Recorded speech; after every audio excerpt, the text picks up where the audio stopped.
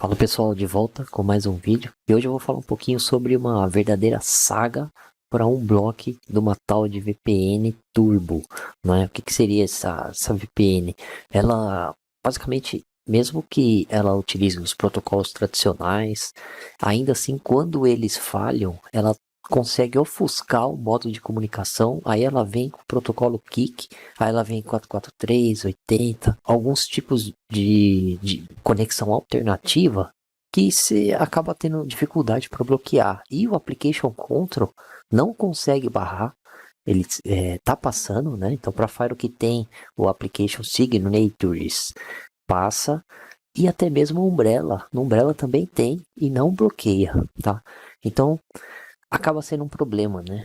Um problema, porque aí o usuário final, aquele usuário malicioso, ele consegue bloquear. Então, e um dos nossos analistas encontrou um fórum do Reddit comentando sobre uma criação de uns application custom que foi fornecido pelo engenheiro da Fortinet.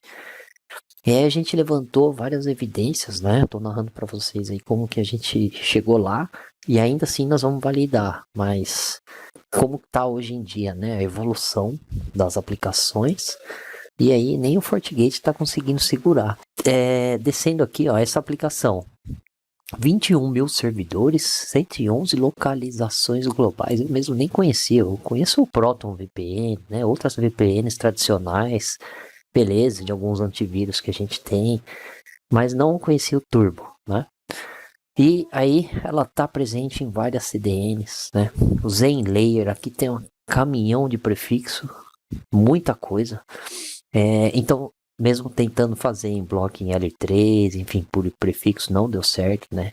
E aí a gente vindo para os protocolos que eu falei, do ICAV, L2TP, V2 Array, SSR, OpenVPN, beleza, até aqui tem coisas que você ia conseguir bloquear, mas aí ele fala do comportamento de ofuscação, né? Aí fica já nebuloso o negócio. Aí entra o kick, se esse falha, aí entra a porta 443, 80, 8080, beleza. Mas tem coisa que você não vai conseguir barrar, né? Tem coisa que você não vai conseguir barrar. Mas tem versões superiores ali do FortiOS que ela teve uma evolução no protocolo KIK, né? 7.4, 7.6. Tem algumas versões mais sofisticadas que a gente tá chegando lá, né? Estamos chegando lá. E aí descendo, para uma rede de convidados, por exemplo, vou dar um exemplo de um Wi-Fi guest, né? A gente não vai exigir o Deep Inspection, não vai, né? E aí, obviamente, porque você não vai ter o controle, o cara tem que instalar o certificado, o cara acabou de chegar lá, depende do perfil da sua empresa, né? Então, basicamente, aí fazendo algumas pesquisas e o Deep Research, aí a gente botou pro Gemini ajudar a gente a varrer a internet.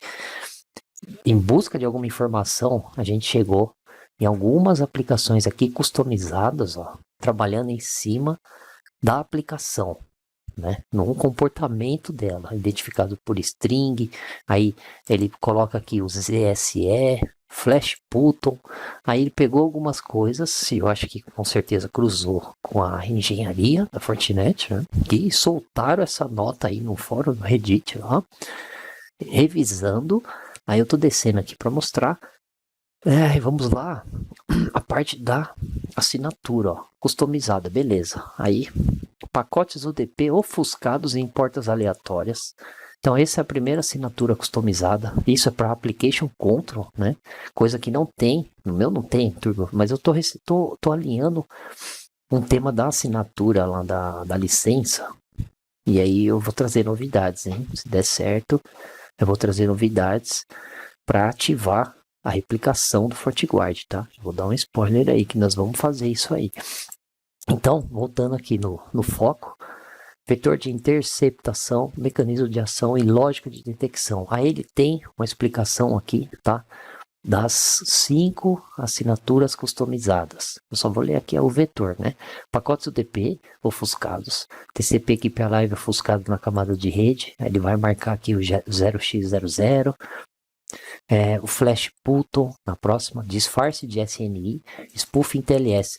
Uma coisa legal que ele fala que no final, se seu certificado SSL está aceitando certificados inválidos, é bom você dar uma ajustadinha nele. não permitir, porque muita coisa passa aqui. É verdade. Tem que olhar isso também, tá? SSL, o profile de SSL.